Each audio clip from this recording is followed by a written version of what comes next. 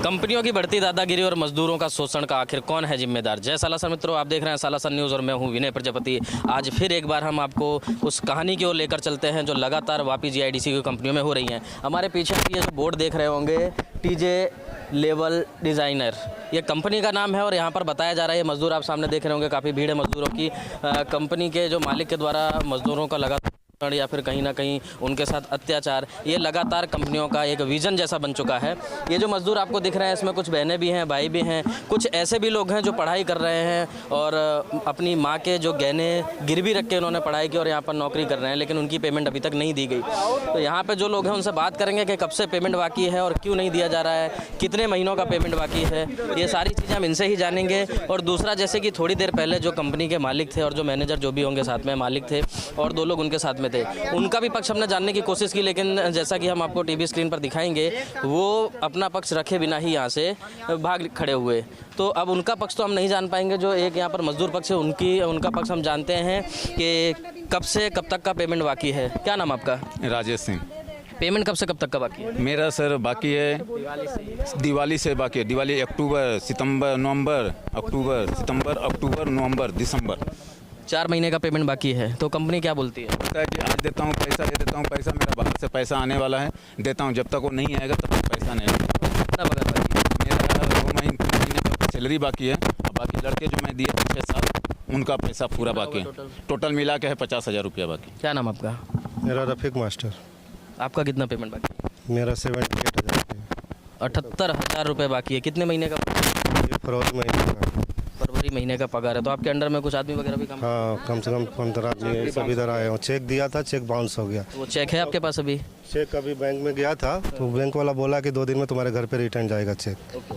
एक और भी मुद्दा था, जैसे भाई आपने भी बताया था कोई चेक आपने चेक मेरा दिया था तो उन्होंने बोले थे कि 17 अक्टूबर को आपको बैंक में डाल दीजिएगा, पैसा आपको मिल जाएगा। वो चेक बाउंस हो गया। वापस इन्होंने बोले एक काम करो, चेक मेरे को दे दो, मैं कैश दे दूंगा। 1 रुपया भी नहीं दिए, चेक ले लिया। साथ ही साथ एक तो ये बोल सकते हैं कि एक तो चोरी, ऊपर से सीना चोरी। चेक दिया, चेक बाउंस हो गया। अब आप देख सकते हैं कि जो मालिक हैं वो घूम रहे हैं गाड़ियों से, 4 व्हीलर से, और जो मजदूर है वो यहाँ रोडों पर भटक रहे हैं। 4-4, 2-2 महीने की पगार बाकी है और आप इस समय की गर्मी भी देख सकते हैं कि गर्मी का क्या माहौल है। दूसरा, हमने देखा होगा कि अगर हम भी कहीं किसी को कुछ पैसा देते हैं, अगर 2-4-5 हज़ार रुपये भी हमारा कहीं पर अटक जाता है तो जान वो है एकदम हलक में आ जाती है। अब ये लोग जो रोज़ कमाने वाले और रोज़ खाने वाले, अगर इनको पैसा नहीं दिया जाएगा तो आखिरकार ये जाएंगे कहाँ? तो क्या बोला गया आपको? 78,000 रुपये आपके बाकी वो है। चेक दिया था 14 तारीख का, बोला कि 2 दिन के बाद डाल देना। मैंने 16 तारीख को डाला और आज जाकर बैंक में पता कर रहा हूँ कि क्लियर हुआ कि नहीं हुआ। तो बैंक वाला बोलता है कि तुम्हारा चेक बाउंस हो गया है, रिटर्न जा रहा है तुम्हारे घर पे और तुमको मंडे मिलेगा चेक। 2-2 चेकें बाउंस हो चुकी हैं। कोई कंप्लेंट वगैरह की अभी तक आपने? अभी नहीं कोई कंप्लेंट किया। सीधा इनको फ़ोन किया तो फ़ोन नहीं उठाया तो डायरेक्ट मैं इनके पास आया कंपनी, और कंपनी। क्या नाम आपका? मुस्तफा मास्टर। आप क्या करते थे? मैं यहाँ पे मास्टर ही करता था काम। आपका कब तक का पेमेंट बाकी है? 3 महीने का है। 1 महीने की स्टार्टिंग अभी बाकी है। ईद के दिन है, ईद के दिन गया, 1 रुपया भी इसने पैसा नहीं भेजा। ये बच्चे लोग पुराने कपड़ा भी जिंदगी गुजारा है। कंपनियों में मजदूर काम करते हैं, उसका ऐसा एक कार्ड बनता ये है मेरा कार्ड है, और मेरा ये हाजिरी कार्ड। का हाजिरी कार्ड है। यहाँ पर आप देख सकते हैं कि पूरी तरीके से भरा हुआ है। किस महीने का हाजिरी कार्ड है ये? ये मार्च महीने का हाजिरी कार्ड है, मार्च 2024। और पेमेंट अभी तक किसी का नहीं। आपका कितने महीने का बाकी है? 3 महीने का। 3 महीने का आपका भी बाकी है। आपको क्या बोला गया? बोला गया था कि मैं अब हर महीने में तो आपको 7 तारीख दे दूंगा। वो देखिए बोर्ड भी लगाया है, लेकिन एक पैसा भी नहीं देता है। बोर्ड भी लगा। आपका क्या नाम? दिनेश तिवारी। हम वॉचमैन थे। आप वॉचमैन थे यहाँ पर। आपके साथ क्या हुआ? हमारा कॉन्ट्रैक्ट वाला वो कहता है पैसा मिलेगा तभी तो दूंगा। अब उसका क्या है कि 4 महीना का पैसा बाकी था, अभी कुछ दिए हैं, कुछ बाकी है। वो गांव चला गया है। हमको हाँ, वो हमको प्रूफ में बुलाए थे कि भाई आओ तुम कह देना। क्या उम्र है आपकी? हमारा 55 बरस उम्र है। 55 बरस है। क्या पगार थी आपकी? मेरा तो 10,000 था पगार। 12 घंटे का? 12 घंटा का। अभी एक सवाल यहाँ पर यह भी उठता है, कंपनियां ही नहीं, कॉन्ट्रैक्टर भी आप जैसे देखते रहते होंगे, आप हमारे चैनल पर देखेंगे तो ऐसे मजदूरों के हक में कई हमने वीडियो चलाए हैं। अभी इनकी उम्र आप देख सकते हो 55 साल है। दूसरा, 12 घंटे नौकरी कराने के बाद इनको दिया जाता है 10,000 रुपये। दूसरा, PF या SIC भी रहता है क्या आप लोगों का? किसी का कोई PF या SIC? ना कुछ नहीं साहब, सब कुछ किसी का नहीं है PF? नहीं, किसी का भी नहीं है।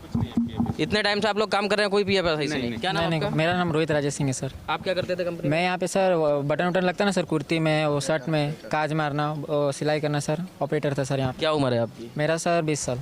पढ़ाई कहाँ तक की है? पढ़ाई सर अभी मैं जस्ट 12th का पेपर दिया सर। 12th का पेपर खत्म करने के बाद यहाँ पर काम करने नहीं आए नहीं सर, 12th का पेपर करते हुए मैंने अभी काम किया क्योंकि घर के हालत थोड़े कुछ ख़राब थे, तो सोचा कि मम्मी पापा पे इतना लोड नहीं डालता हूँ। मैंने सोचा कि ये क्या वो क्या 12th का अपना जो भी बाकी था फीस तो भर दूंगा करके। इन्होंने पैसा नहीं दिया सर, लास्ट तक मैंने इनको बोला कि पैसा दे दो, मेरे को फीस भरना है। आखिरी में जाकर मुझे मेरे घर मम्मी से बात किया तो मम्मी ने बोला कि ये जेवर गिरवी रख दे, तो जेवर गिरवी रख के मैंने अपना पेपर कंप्लीट किया सर। फिर भी इन्होंने नहीं समझा सर कि हाँ ये घर की क्या हालत है। ये बोले तुम अपना घर का देखो, हमारे घर में खुद बुरी हालत है सर। ये आप देख सकते हैं यहाँ पर ये स्टूडेंट है, बोलते हैं स्टूडेंट यानी कि देश का भविष्य। अब ये भविष्य बनेगा कैसे? जो अपनी पढ़ाई के साथ साथ यहाँ पर काम कर रहे हैं। कई लोग तो ऐसे होते हैं सेवा काम करते हैं, जिनको नहीं जानते उनको पैसा देकर पढ़ाते, लेकिन यहाँ पर आप देख सकते हैं भाई को कि पढ़ाई करते करते यहाँ पर काम किया कि जो पैसा मिलेगा उससे पढ़ाई करेंगे, लेकिन पढ़ाई ख़राब ना हो इस वजह से इन्होंने अपनी माँ के जो जेवर हैं वो गिरवी रख दिए। घर की स्थिति सही ना होने के बाद इन्होंने ऐसा कदम उठाया, माँ के जेवर गिरवी रख दिए। और कंपनी के ओनर के द्वारा जो आपने सुना, इन्होंने क्या बोला कि भाई तुम अपने घर का देखो, हम अपने घर का देखें। जब हम काम कंपनी में कर रहे हैं तो अपने घर का हम कैसे देख सकते हैं? जिम्मेदारी आपकी बनती है। अगर कभी कोई किसी के साथ हादसा भी हो जाता, जैसे बताया इन्होंने, किसी का कोई PF नहीं है, किसी का नहीं सर, सेफ्टी को लेकर WC या हेल्थ नहीं इंश्योरेंस सर, डायरेक्ट सैलरी पे रखे थे।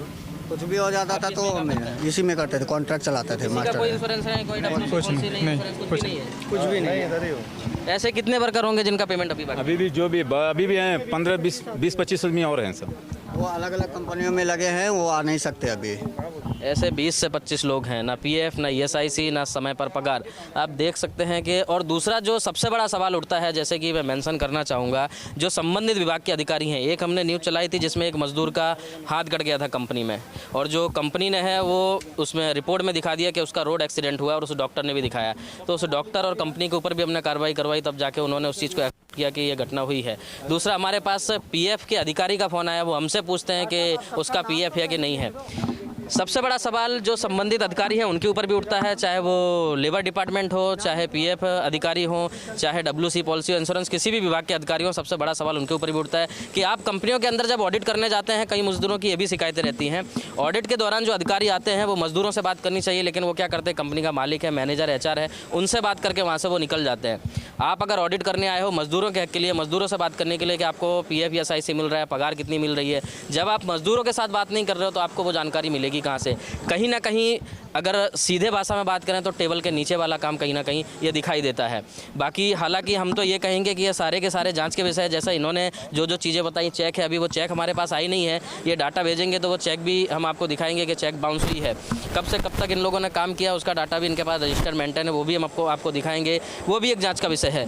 दूसरा जो सबसे बड़ा सवाल है कि ऐसी परमिशन दे दी जाती है, परमिशन के बाद हर साल देखा जाता है कि कोई भी क्षेत्र हो, कोई भी विभाग हो, सभी जगह ऑडिट भी होते हैं। तो ऑडिट के दौरान जो संबंधित अधिकारी हैं बार बार यही कहते हैं कि क्या उनको सिर्फ AC के अंदर बैठने के लिए एक कुर्सी दे दी गई और सरकारी पगार दी जाती है? अगर ऐसा नहीं है तो संबंधित अधिकारी ऐसी कंपनियों के ऊपर कड़ी से कड़ी कार्रवाई क्यों नहीं करते?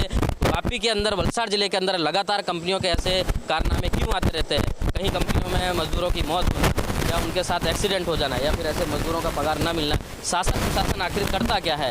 उनको इस विषय पर ध्यान देना चाहिए और ऐसी कंपनियों के ऊपर कड़ी से कड़ी कार्रवाई करनी चाहिए।